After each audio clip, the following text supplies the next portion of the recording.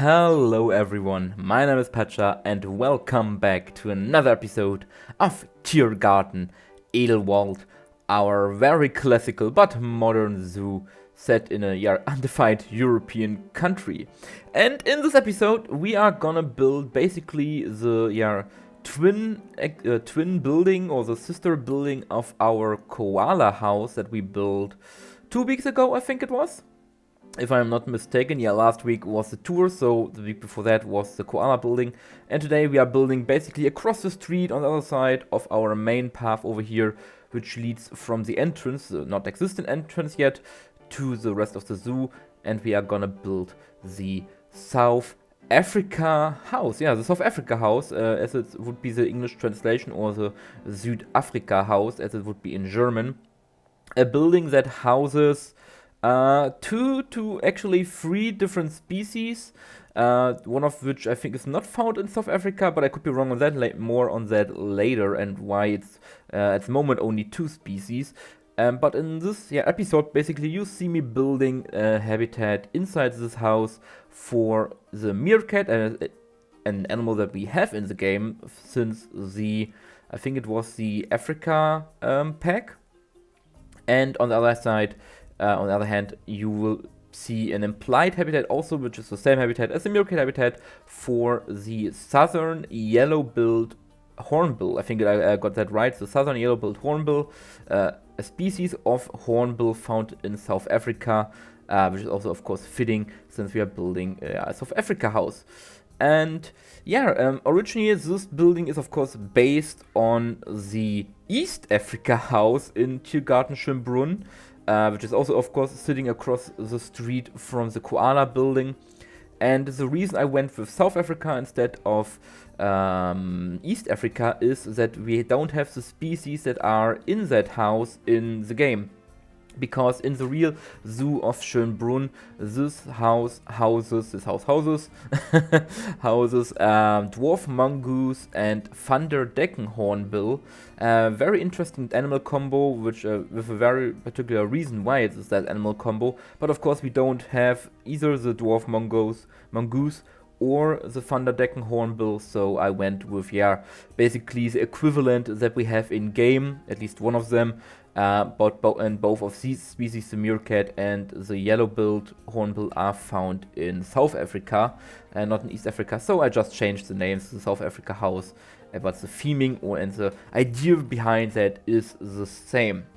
And the idea behind that is very interesting and very cool, actually, because the dwarf mongoose and various species of hornbills, but most notably the Thunderdecken hornbill, live in a symbiotic relationship. That's very cool. So symbiotic relationship, for you guys who don't know it, means that two species that are not related to each other benefit from coexisting, benefit from working together, which makes their chances of survival higher.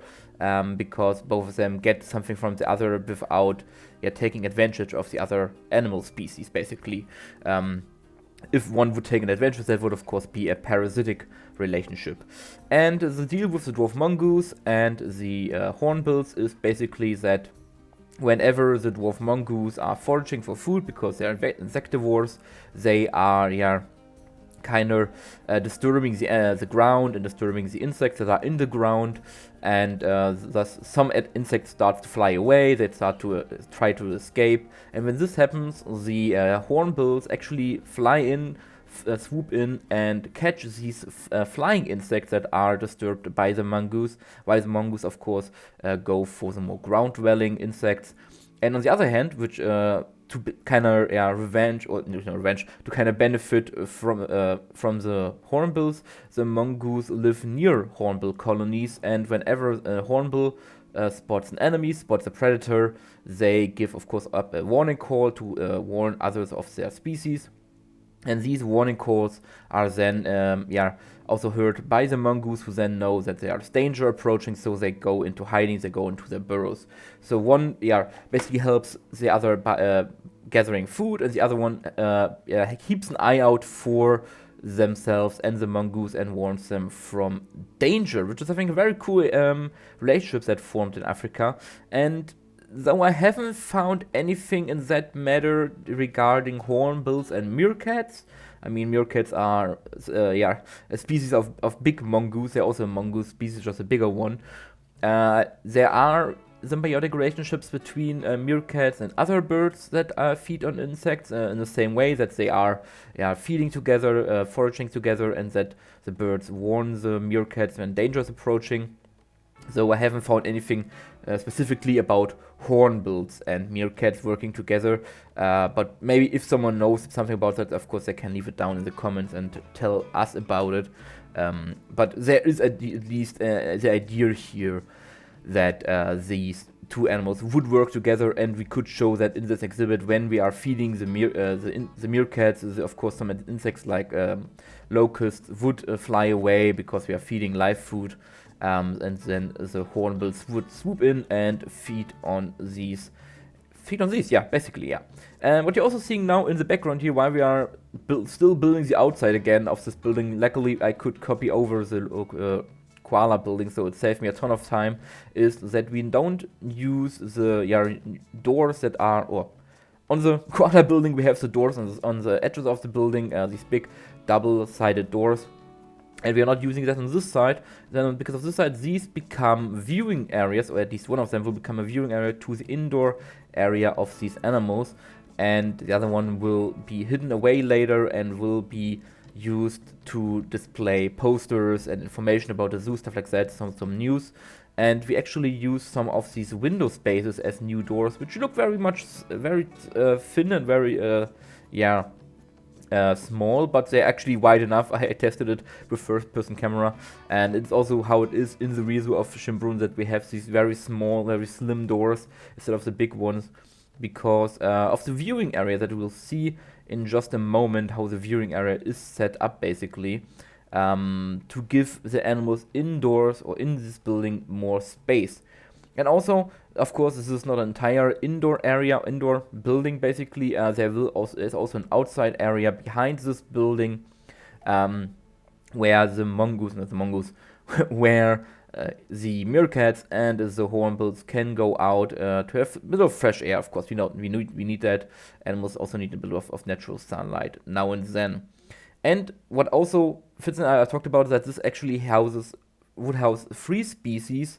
And you will see that later, that on the left here, on this side over here, this area over there is normally not connected to the mongoose exhibit, or in this case the meerkat exhibit. It's a separate exhibit for the Abyssinian ground hornbill. I think I'm correct, yeah. This is the famous big black bird of Africa, the Abyssinian ground hornbill, because this house is their winter quarter, their night quarter, so basically their indoor area for these animals, and they don't live together with the meerkats and the hornbills because it would be kind of dangerous for the mongoose or the meerkats in that case to live with this giant species of hornbill.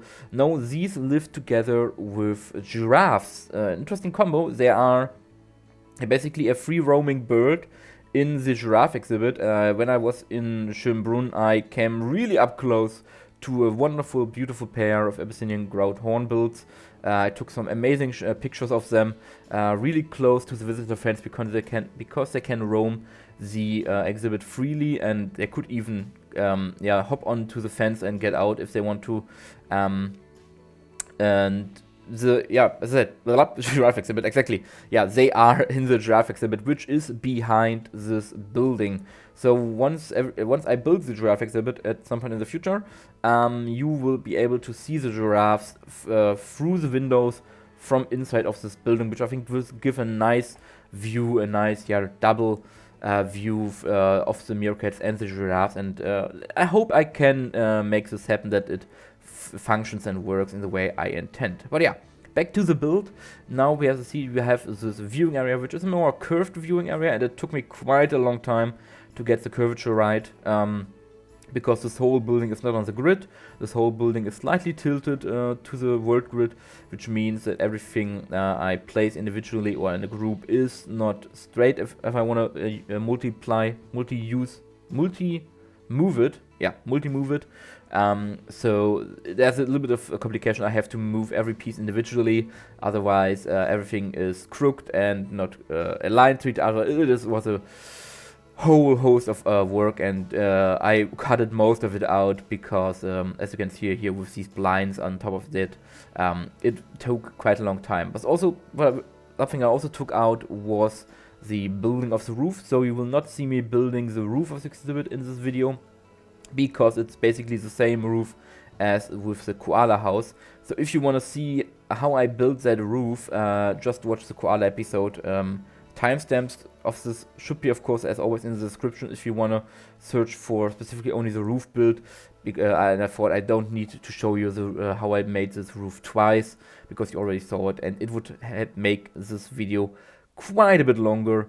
So I just decided to not record it. Speaking of recording, or speaking of future episodes, when this video goes live on Wednesday, the I think 5th of March, well, we're already March, the year is flying by, there should still be a poll in the community tab on YouTube here, where I ask you to vote for which animal we will build next in Tiergarten Edelwald, and your options are either the African painted dog exhibit, or an African painted dog exhibit, a Largibbon exhibit, or we are finally starting to build the entrance of this building. These are the three options at the moment, at the time of this recording. I think the Largibbon is slightly in the lead. Second would be the painted dog exhibits, and then of course last would be the entrance buildings. But you have still time to vote if you're watching this episode when it goes live on Wednesday. I usually start building on Thursdays, so tomorrow I usually start with building for the next episode.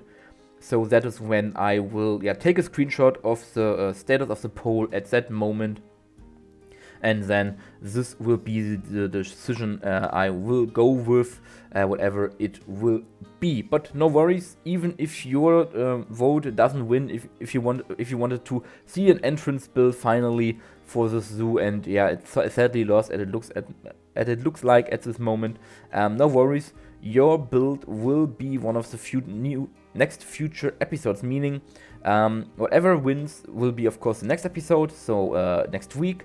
After that we will go for the second place that won, and after that will be the third place. So even if you voted for the entrance building, and it probably will lose if not a miracle happens, that means in roughly 3 weeks, 2 to 3 weeks, we will be building the entrance building finally to the zoo, which is actually not very far away from this building over here, from the koala buildings. They're actually the first buildings, or the first exhibits that you'll see when you come into the zoo through this entrance. I see this entrance because there are actually at least 3 entrances in the real zoo, and in my zoo there will probably be 2 entrances. At least they are planned for now. I have to see how everything turns out. And by the way, now this is basically the separation area, or the separation barrier between the Abyssinian ground hornbill exhibit on the in the background, and the meerkat and yellow-billed hornbill exhibit in the foreground. But at the moment, since we don't building the giraffe exhibit, I don't put in an Abyssinian ground hornbill model, so we will be opening this exhibit up for the meerkats to also use, to have a little bit more space.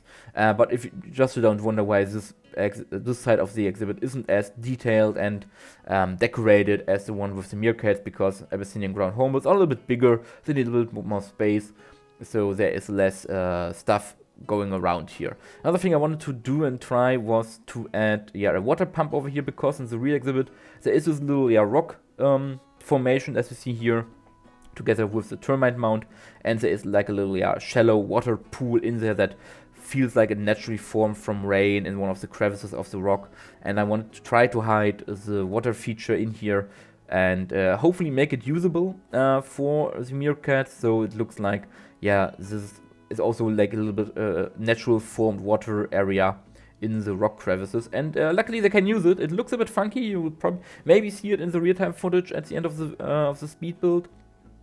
They hover a little bit in the air when trying to drink, but it is usable. Of course, not usable is the termite mount. I still don't know why. We have to use this ugly termite mount, which comes from the base game, and not the beautiful modeled one from the South America DLC, I think it was.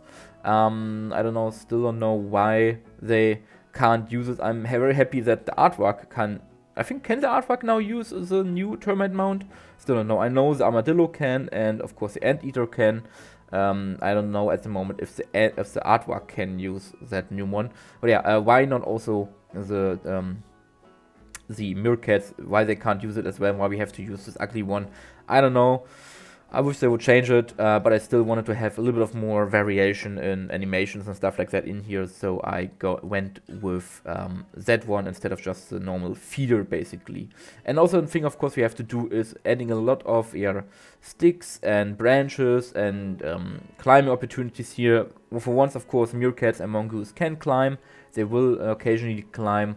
If they need a higher vantage point, and of course we have birds in here, so we need resting spots for them to land. Another thing is, yeah, you see me now placing cacti in here, and I can already see you angrily typing in the comments, starting to type, "Hey Pacha, cacti are not found in Africa. This is a common misconception as when you were a child that because Africa has deserts, there are cacti. No, cacti come from North America, stuff like that." I know that. I know that cacti are not, or not these types of cacti are not found in Africa. But the idea behind here is that a zoo wouldn't just go for the continent biome appropriate plants in a building. They are not plant zoo. They don't have to care for the plant tab of the animal or the plant need of the animal.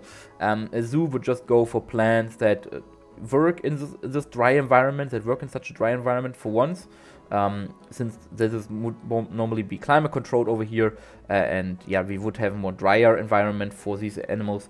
And second, they want to go with a plant that is hardy enough, that works in, as I said, works in this setting with animals, and that conveys the idea of desert or dry place. And what is as you know is a common idea or common thought when you think about a desert? It's cacti. So it's not uncommon that you find in African exhibits that you find some sort of cacti. At least in some places, just because they are hardy species of plant, and they convey the idea of desert, of dryness, of this being an arid environment. Also, we are now placing the hornbill models made by the wonderful Jaguar X, I think it was. The link to that workshop page is down in the comments. He made a bunch of amazing African bird models, and that's why we get these from. Of course, we sadly don't have these animals in the game, and I don't think we ever will have flying birds in the game. But yeah, this is what we use instead. And we are building a nesting box here, which is a very small opening, and that is because similar to most hornbill species on this planet, most notable the Asian ones, African hornbills also practice the habit of basically enclosing the female inside their nesting chamber. So in the wild, hornbills would search for a hole or an opening in a rock or in a tree, and then they would, the female would go in, would lay the eggs, and the male would close off the entrance to that opening with clay and mud, basically creating, imprisoning the female inside, and also thus protecting them and the babies from predators. And once, of course, the babies are big enough to fly, they then will open that hole again, that cave again, and then they can go out. But until then, the female is enclosed in there with the babies, and only a small opening is left open, of course, for air, and also that the male can feed the female through that hole, because the female will not leave the burrow until the offspring, the fledglings, are big enough to fly themselves. And that is also why we have this nesting box with a very small opening, where these animals can display their natural behavior of imprisoning by almost the females when it's time to care for the eggs. Now we are building the outside aviary basically. We are also adding some concrete on the bottom, of course, to prevent the meerkats from digging out, from escaping. We need bottom concrete floors to do that. Of course, we still leave some natural substrate for them to dig in. But yeah, this will be it for my commentary on the speed build, and I will now leave you to the last minutes of this speed build with some nice music, and then I will see you at the end of it in the real-time part where we look at the finished builds. I made some changes after the final recording session over here to make it, to completely finish up the whole build. You will see that in the real-time part at the end. And until then, I wish you a great time and have fun with the rest of the speed build.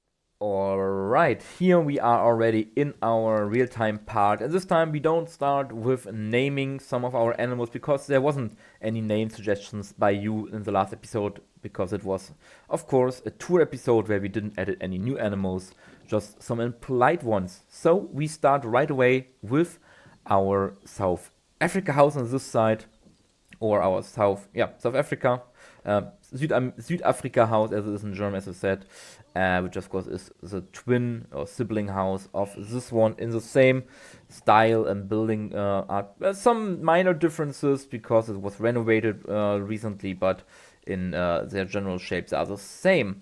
So, and also of course the entrances on this side are now either a billboard, which is empty at the moment, or an indoor view into the future Abyssinian ground hornbill indoor exhibit. And if we step inside, we now can see the full meerkat and yellow-billed hornbill, that's the name, indoor exhibit in its full glory. And I really like it. It really transports the feeling of an arid place, and you are in the middle of the exhibit. You are surrounded on three sides by it. Of course, the future exhibit on this side. For now, also the meerkat exhibit. You really feel like you are inside the meerkat colony with their termite mounds, with a bit of rocks over here. And then, of course, the hornbills sitting here waiting for some food to be thrown into the air to snatch them. Some stuff that you didn't saw me build, apart from the full roof, of course, was this ventilation system over here to make the whole place a little bit hotter for these animals to enjoy, even during the winter times. And of course, we needed to have a cage around it because we are flying birds, and we don't want to have these birds flying into these areas. So we need to secure it. Also, some information stands, as always, by the wonderful lion. And if we now head outside and go around the building, we have, of course, the keeper access on this side. And then we get to the outside aviary, outside cage for both species. I think I placed another hornbill over here where you can see them again. And once we build the giraffe exhibit on this side, you of course can either see the giraffes through the windows, or you can see them both side by side here. Here will be giraffes, here's hornbills and meerkats. So it really gives a nice, complementary picture of Southern Africa, and which I'm really looking forward to. But yeah, this is already everything we did in this episode, and we don't want to make this episode as long as the last ones. Finally, we are in a video that isn't 45 minutes long, so we should keep it at that. So that means, as I said, you have a day left to vote on what episode what feature you want to see in the next episode next week. So there's still a lot of cool stuff to come. I'm really still inspired and happy to build in this project. So there's a lot of things for the future that I want to do here, and I can't wait to finally get to them. So yeah, there will be cool episodes in the future, so be prepared for that. And until then, I wish you a great time. I hope you had fun, you enjoyed the episode, and then I can only hope I see you in the next one. And until then, have a great time and stay safe, everyone.